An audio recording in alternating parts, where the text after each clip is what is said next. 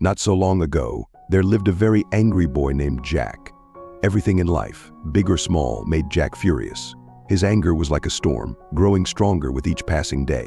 The more frustrated he became, the more his anger consumed him, and the cycle seemed endless. Jack's temper caused a lot of pain to those around him, especially his family and friends who loved him the most. But Jack was too blinded by his rage to see the hurt he inflicted. One day, after a particularly explosive outburst, his mother sent him to the woods to cool off and reflect on his actions. As Jack walked through the forest, cursing and kicking stones, he didn't notice an old witch gathering herbs nearby. She watched him for a while, intrigued by his relentless anger. "Who are you?" Jack snarled when he finally saw her. "You're in my way." "I'm a witch," she replied calmly. "I can turn you into a frog or make your tongue speak like a parrot. So I'd suggest you drop the attitude." Jack glared at her. "You're in my way and you smell." The witch looked at him thoughtfully. "You're an angry little boy. I think you need to be taught a lesson. Shut up and get out of my way." Jack shouted. "I did warn you," the witch said. With a great flash of light and a whooshing sound, she cast a powerful spell. "There, it is done. You are cursed. Every time you become angry and start to hurl insults, you will breathe fire like a dragon." With that, the witch walked away, leaving Jack feeling dazed and confused. By the time Jack returned home, his anger had subsided and he had forgotten about the witch and her curse.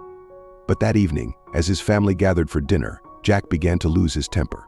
Just as his father lifted a perfectly roasted potato to his mouth, Jack erupted in anger. To his shock, a burst of flames shot from his mouth, turning the potato to ash. Terrified, Jack clapped his hands over his mouth. His anger was replaced by horror as he realized the damage he had caused.